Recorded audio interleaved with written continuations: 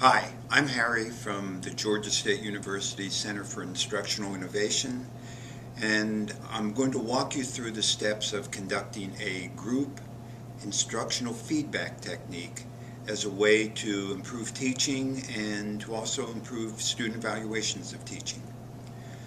A GIFT is a mid-semester formative assessment that can be conducted by just about anyone who is interested in helping a colleague improve their teaching. It requires a facilitator.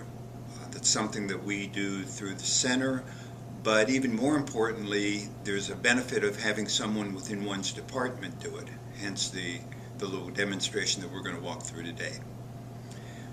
There's clear research evidence that doing a mid-semester student feedback process, along with consultation talking about what the information might mean and changes in a class that would be possible based on that information, can improve the scores on an end of semester student evaluation of a course. And it works essentially like this.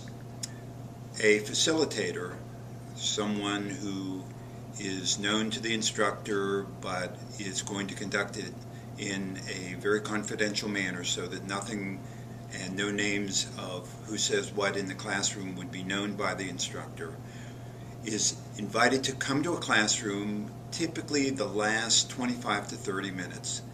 And the steps would look something like this. Class, have been invited by your instructor to come and walk through the elements of a GIFT with you. We do this at the invitation of the instructor.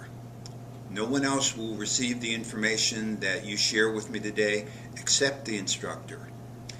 You've all been given this sheet of paper which has 5 questions on it. The first 2 deal with the instructor. That is, what does the instructor do that helps your learning?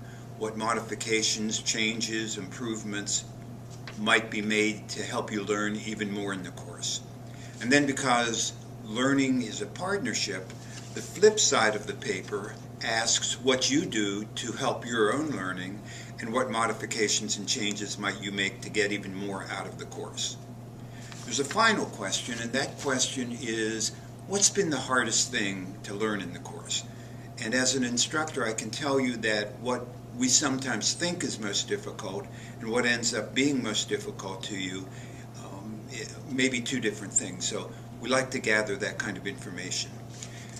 This is only for you to take notes on. I won't ask for it to be returned.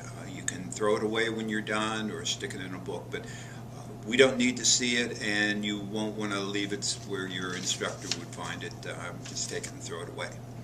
So I'll give you about 3 minutes to make your own personal list of what you would think for each of these 5 questions. Usually it takes about 3 minutes now for students to make notes on their own. At this point I'd say, okay, stop, see who is sitting near you, who's ready to talk about their items, and I want you to see what you have in common with another person sitting near you, what you can agree on for each of the 5 items that you have in the list. And maybe they've come up with something that you would agree on you just didn't think about, and that would be fine too. We take another usually 4 to maybe 5 minutes on this, and when I'm conducting a GIFT, I can kind of tell when the class has stopped talking and making notes and sharing. It's time to move on to the final part. And now as we move into the 3rd part of the GIFT, this is where we talk together as a class about what kind of things you in general agree with for each of the 5 areas. What helps you learn, what modifications and changes might help you learn even more, what you do to help your learning, and what kind of things you might change to get even more out of the course. What's the hardest thing to learn in the course? But before we start this, I need someone with a laptop to take notes. And what we'll take notes on are those things that basically the majority of you agree on. This is information that after the notes are taken, I'll have it sent to me. I will edit it and check it for accuracy and then send an email to your instructor, so within a day your instructor receives feedback about what you said in class. Your instructor will not know who said what, will only know that as a class you agreed that this is something that you'd want to share. I will ask your instructor to then meet with me and we can talk it over, and ask your instructor to share with you what changes and modifications seem appropriate with the class. Now, there may be some things that you suggest your instructor has no power over. For example, we often have a suggestion such as a course that should be a prerequisite to this particular class would have helped you learn more, and that might not be something that the instructor could control. Notice that you focused on what helped you learn and what would help you learn even more. We're not talking about what you liked about the class, we're talking about what helped you learn. So we'll get a volunteer to take notes, and I'll kind of guide the discussion and keep track of things on the chalkboard here. So, who can give us an idea about one thing that your instructor does that helps you to learn? We'd get a volunteer from the group, I'd write it on the chalkboard, on the whiteboard, and if we got agreement, show me with raised hands. How many of you agree that the discussions helped, if that was the suggestion? If less than half the class agreed, we wouldn't include it. If most of the class said yes, the discussions helped, then I'd ask the recorder to take that down and have it as part of the record we'd share with the instructor. And we'd go through each of the 5 areas like that. Oftentimes, a student will make a suggestion. I like the fact that we have quizzes before each class. That helps me learn. And how many of you agree with it? And maybe a lot of students wouldn't agree, so we wouldn't include that. When we get to the area of changes, improvements, modifications, we want those suggestions to be as specific as possible. For example, just to say something like, the textbook isn't any good, doesn't tell an instructor what changes and modifications would make it better. So we're looking for specific suggestions that can be acted on by the instructor.